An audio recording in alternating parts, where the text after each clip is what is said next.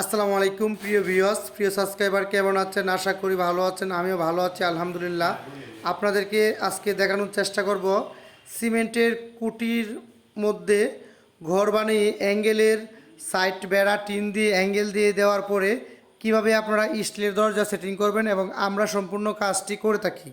আমরা আপনাদেরকে দেখানোর জন্য চেষ্টা করতেছি যে টিনের বেড়াতেও আমরা কিভাবে স্টিলের জানালা সেটিং করে থাকি। উইন্ডো গ্রিল কিভাবে আমরা স্টিলের জানালা তৈরি করে তারপর সিমেন্টের কুটির মধ্যে আমরা অ্যাঙ্গেল দিয়ে সাদা টিন, তারপর আমরা এই জানালাগুলো কীভাবে সেটিং করি সম্পূর্ণ এই ভিডিওতে আপনারা দেখতেই পাচ্ছেন। আর এই ঘরের সম্পূর্ণ কাজের ভিডিও আমরা আমাদের আবদুল্লাহ এসএস স্টিল ইউটিউব চ্যানেলে আপলোড করব। দেখার জন্য আমাদের চ্যানেলটি সাবস্ক্রাইব করে আমাদের পাশে থাকুন, পাশে থাকা বেলটি বাজিয়ে দিন, যাতে করে এই ঘরের সম্পূর্ণ ভিডিও আপলোড করার পরেই নোটিফিকেশন সবার আগে আপনার মোবাইলে চলে আসে। আবদুল্লাহ এসএস স্টিল সারা বাংলাদেশে লোহার অ্যাঙ্গেল দিয়ে যে কাজগুলো করে থাকে তা আমাদের ইউটিউব চ্যানেলটি ভিজিট করুন, Abdullah SS still. Abdullah SS স্টিলের মাধ্যমে আপনারা যে কোনো ঘরের চালের কাজ, সাইড ওয়ালের কাজ আমরা করে থাকি স্টিল বিএসআরএম অ্যাঙ্গেলের মাধ্যমে।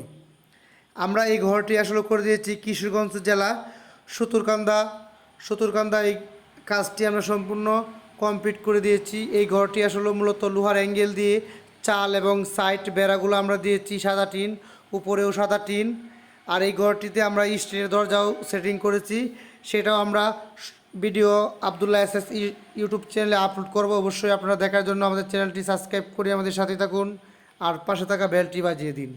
আবদুল্লাহ এসএস স্টিল টালি টিন, প্রোফাইল ইন্ডাস্ট্রিয়াল টিন, সকল ব্র্যান্ডের টিনের কাজগুলো লোহার অ্যাঙ্গেলের মাধ্যমে সারা বাংলাদেশে এই কাজগুলো করে থাকি।